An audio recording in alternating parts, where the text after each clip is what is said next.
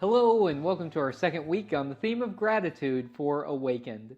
This week's centering scripture, Paul is writing to the church in Philippi, and he lets them know that he has known times of great plenty and also times where he didn't have much. But it was his faith that carried him through. And he ends with these wonderful words that we all know: I can do all things through Christ who strengthens me. He's saying that it is through his faith that he is able to make it through the good times and the bad. And Paul certainly knew both. There were times in his life and ministry where he was popular and times where he wasn't, times when he was well supported and times where he wasn't. And it is his commitment to the faith that keeps him going. I imagine that all of us have experienced both good times and bad. There have been times when we've had enough and times where we haven't. And it can be hard sometimes to be faithful in the midst of all of it, especially if it's a lean time, especially if we're really facing struggles. That sometimes it can be hard to experience God's presence in the midst of all of that. But one thing that I really appreciate about Paul is that, zealous as he was, he always stayed committed to his faith, and it grounded him in ways that seemed to be able to sustain him, especially in the midst of suffering. And I think that is one thing that we can learn from Paul, is that our faith can be a source of wonderful support for us, because it can help us remember that we're not alone, that God is with us, and that when Christian community is operating like it should, and I get that it often doesn't, but when it's operating as it should, that God is made manifest in the midst of community, and we take care of one another. I think focusing on gratitude is one of the ways that we can get through even the hardest times.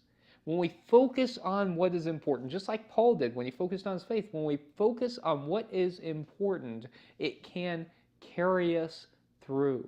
It can give us something to look at, to look beyond our suffering, to focus on other than our suffering. And we need that in our lives, because otherwise sometimes the hard stuff can feel overwhelming. That's why in this section, focusing on gratitude, we're focusing on the spiritual practice of giving thanks. Giving thanks.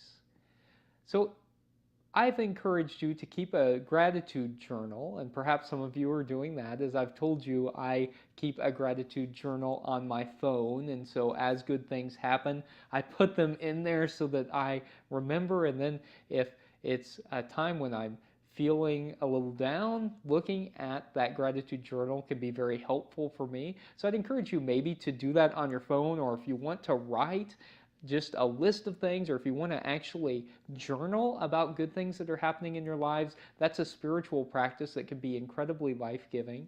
Or I've also encouraged you to think about perhaps doing a gratitude jar.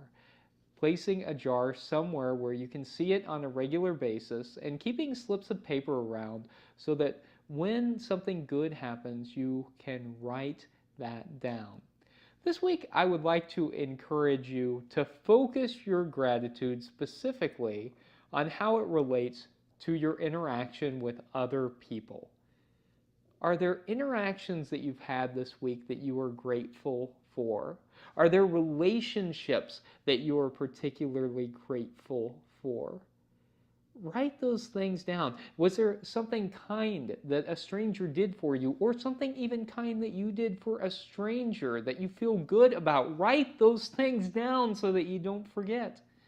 And perhaps those even help you to focus on places that you need to nurture a little bit more, relationships that you need to nurture a little bit more, ones that you have found life-giving and that have been fulfilling, but maybe you haven't had the time or energy to maintain, but maybe it's time to put a little bit more time and energy into. This week, focus on gratitude as it relates to your relationships with others. And may those relationships be life-giving for you. And may that carry you through even the most difficult times. May it be so.